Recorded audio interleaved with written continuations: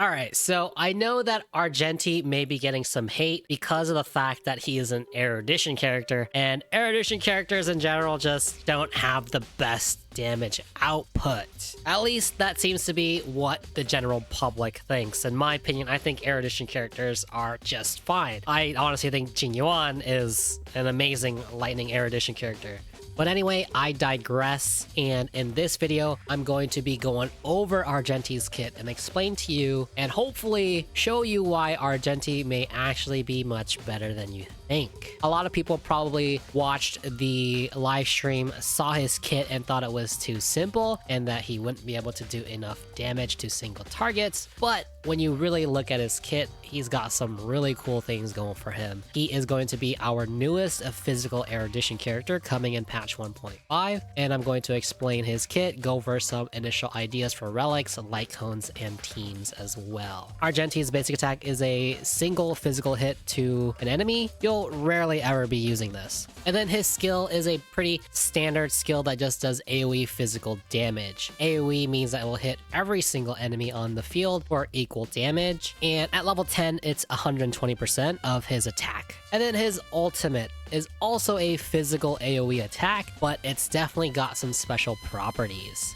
It's basically got two versions, a 90 cost version and a 180 cost version. The 90 cost version is definitely a lot weaker and is really just a simple physical AoE attack that is slightly stronger than his skill. At level 10, it's 160 versus his skill, which was 120 at level 10. The 180 cost ultimate is significantly stronger. In addition, it's going to deal damage an extra 6 times to a random target. So this extra random damage to a target is what makes his ultimate a pretty strong single target ultimate. Because, well, if there aren't any random targets to target, then all 6 hits will hit the remaining enemy on the field. So when we add up this scaling for this, it's actually really quite strong. Not to mention that the weakness break potential on this is insane. This is because those random 6 hits also applies a certain amount of weakness break. So the AoE attack is going to deal 60 points of weakness break, and then each of those 6 hits deals 15 points of weakness break. This means we get a total of 100 points of weakness break on this single ultimate. That is the highest amount of weakness break damage on any one attack in the game currently. So couple in the fact that physical weakness break initial damage is huge,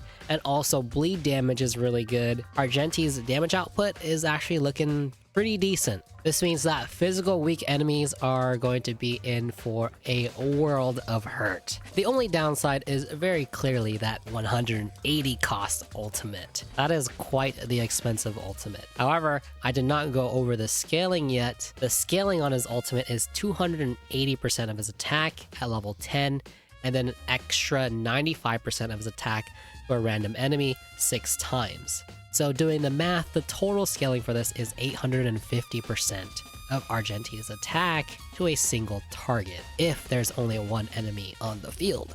And then being an Erudition character, his AoE damage is not weakened to adjacent targets, so if you have 5 enemies on the field, Argenti is seriously outputting so much damage. However, that is a really good point to make. Argenti is definitely going to excel exceptionally in matchups where there are 5 enemies. This pretty much goes the same with any Erudition character. And so naturally, he's just going to be a bit weaker versus matchups that just have less enemies on the field. However, it really does seem that Honkai Star Rail is going down the path where most elite enemies are summoning mobs to help them into the fight. So I really don't think that Argenti is going to struggle. In most endgame content, you're going to have at least 2 elite enemies on the field. So even against 2 elite enemies, his damage is going to be pretty good still, because his AoE damage doesn't weaken when it's an adjacent target. So some people might categorize Argenti as being niche, since he's an Erudition character that will only be able to output a lot of damage in matchups with many enemies. However, I would personally like to counter that because in general, most of our matchups have been multiple enemy type matchups. So as it stands right now, I think that Argenti is going to be just fine. He's going to do really, really well. When it comes to the future, who knows? Maybe we start getting matchups with only one single enemy. In addition, we are getting a new enemy type that is going to be weak to physical, including the Argenti boss himself, who is also weak to physical. So that means Argenti stocks are definitely going to go up because his matchup versus these new types of enemies is going to be really, really strong. Anyway, we spent a lot of time on that ultimate. Let's go ahead and move on to his talent. His talent allows him to get some extra crit rate. For every enemy hit when Argenti uses his basic attack, skill, or ultimate, he regenerates energy by 3 and also grants him a stack of Ascend, which increases his crit rate by 2.5% at talent level 10 up to 10 times. This means it's a total of 25% extra crit rate. This means that in matchups with multiple enemies, he'll easily be able to get his crit rate up and also his energy up really quickly. A single skill has the potential to regenerate 45 energy. 3 energy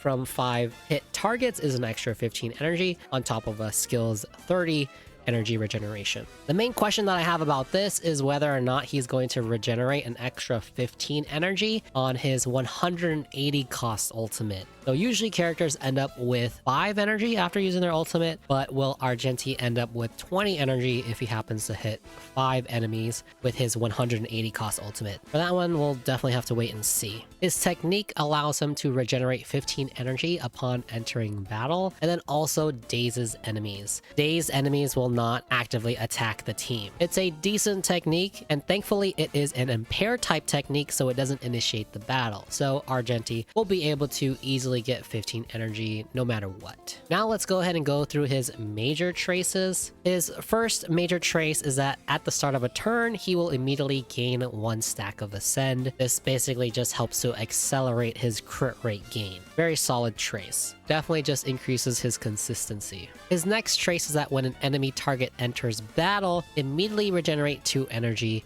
for himself. So this means that in matchups where they summon enemies, this trace is going to help power up Argenti even more. Also, additionally, in the Memory of Chaos, since it's multiple waves, I think that this should probably regenerate energy for Argenti at the start of every wave when enemies walk into the battle. Enemies that immediately come to mind that are really going to affect this trace is the fat ice robot that summons a bunch of ice minions, the Arumaton gate enemy that summons the fish, and the new IPC boss that summons a bunch of IPC workers to fight alongside him. In addition, Svarog in the simulated universe summons a bunch of robots, as well as the deer boss summons a bunch of plants. Now, in terms of minor traces, he is going to gain an extra 28% attack, 14.4 extra physical damage boost, and 10% HP. Now let's go ahead and go over his relic options. Right now, Argenti doesn't really have a signature relic set, so the Streetwise boxing set is definitely going to be one of his better sets, along with the Musketeer set, because it's just so generic. The only problem with the boxing set is that the attack increase from the 4-piece set requires you to attack or get hit.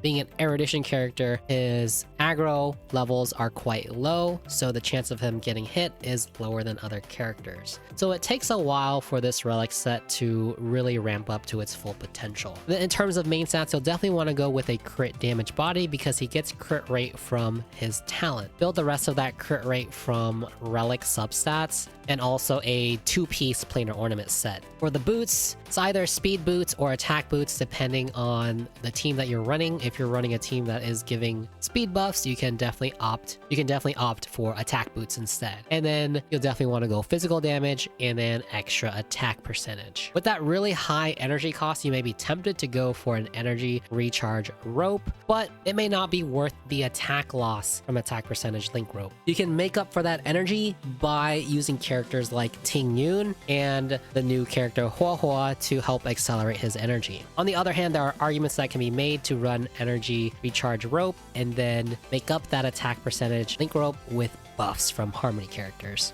In terms of Lightcones, his signature Lightcone is going to be his best in slot by far. It's a pretty strong Lightcone.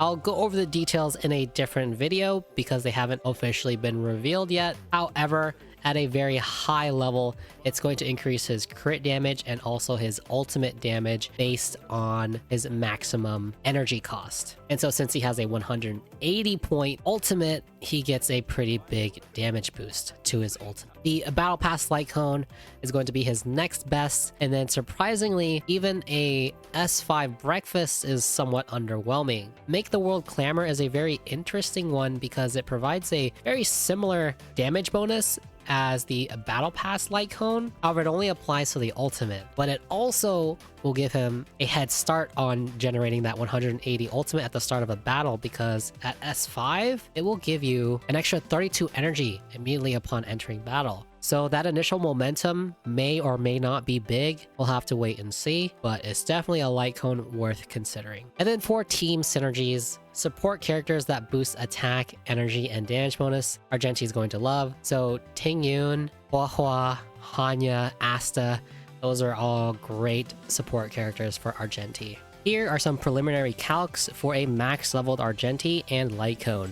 The stats that matter are his attack, crit damage, and physical damage bonus. And so with this build, he's able to reach 3. The stats that matter are his attack, crit damage, and physical damage bonus. And so with this build, he has 3,139 attack, 175.8% crit damage, and 50% crit rate, and also 63.2 extra physical damage bonus. We're able to achieve this by using a crit damage body, a physical damage planar sphere, an attack percentage link rope, and then additionally adding some substats as well. 12% crit rate, 15% extra attack, and an extra 25% crit damage. We also include some of his traces. He has about 28% extra attack. And then for relics, he has the boxing set, which at maximum potential gives an extra 25% extra attack bonus. I have him using the Inert Cell Soto planar ornament set, which gives an extra 8% crit rate. And then his Lightcone is giving an additional 36% crit damage. And then lastly, his self-cultivation buff, he's able to give himself an extra 25% crit rate. Alright, so taking a look at some preliminary numbers, his basic attack is dealing about 6,300 crit damage. You'll rarely be using this, so it doesn't really matter too much. His skill is 8,564 per target. So if we have a maximum of 5 targets on the field, this is going to deal at least a 42,820 damage, not including any break effect. So you add in some break effect in there and this damage goes up even more. With only 3 enemies on the field, his skill is going to deal about 25,692.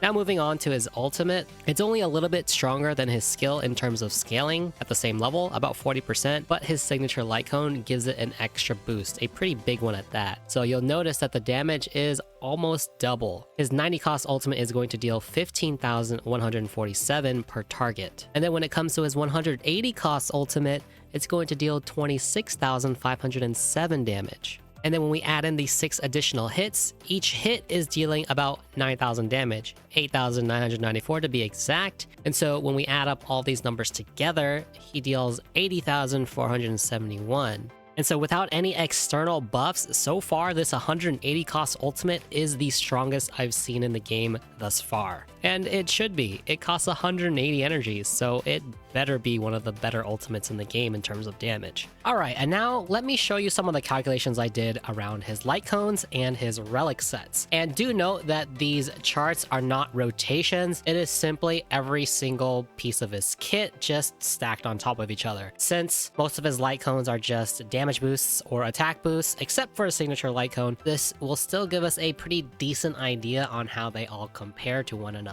Same thing goes for the relic sets, except for maybe the quantum set, because that is a defense shred. Well, ignore, not shred. And then the boxing and the cowboy set are just attack boosts and damage boosts. So taking a look at the relic sets, I have the boxing set, cowboy set, musketeer, and the quantum set. We can see that we have quantum weak, not quantum weak, and then the various stacks for the boxing set 0 through 5. And so very clearly, as most of us should have expected, is that the boxing set at maximum stacks is indeed the best. But what's more interesting is that the quantum set here is hovering around the third best here, as long as the enemy is quantum weak. It hovers around the same damage potential as a boxing set with 3 stacks. And the cowboy set is, not surprisingly, the weakest of them all. Do note that this chart is only showing his ultimate damage. You can take a look at the legend up top. This green is the total damage, basically all 3 of these put together, but of course with the additional damage multiplied by 6. I apologize, it is not everything. It doesn't include his 90 cost ult. It's just his 180 cost ult plus 6 times the additional damage. So the red bar and then 6 times the yellow bar here. That is equivalent to 1 green bar here. But again, anyway, this still gives us a decent idea on how these things perform. If we just look at the actual number here, about 76,000, and then 3 stacks here is 77,000. So around similar types of damage. Moving on to Lightcone comparisons. For the Lightcones, I do include his basic attack and his skill, in addition to the single target ultimate damage when he uses his 180 version. Adding in the rest of the data labels here, we can see that his signature weapon is very clearly the best, even though his signature weapon only boosts his ultimate damage. It is just so much further ahead. So even if we take multiple turns, the damage loss on our skill probably does not matter in the long run, because the ultimate is just so incredibly strong compared to our other options. So if we really scrutinize this, we can see that the red bar is the skill, and for his signature weapon, it is actually one of the weakest. It is weaker than the Battle Pass at S5 and Breakfast at S5, but it is still better than the Battle Pass at S1. Additionally, you can see that also his basic attack is the weakest out of all of the options. But then when you start looking at the ultimate, very clearly, it is the best out of the bunch. His 180 cost ultimate is dealing 26,000. Battle Pass at S5 is dealing 22,000. A Breakfast at S5 is dealing 19,000. Surprisingly, it is only very slightly better than an S1 Battle Pass. So if you have access to the Battle Pass, definitely run that over a S5 Breakfast, in my opinion. And then, of course, the ultimate against a single target, 80,000 versus the next best at 67,000 damage. So that's just very quickly, no external buffs, not including rotations, just very rigid damage calculations for Argenti comparing his relics and his Lightcone options. Anyway, thanks for watching. Definitely check out some of the other content on the channel.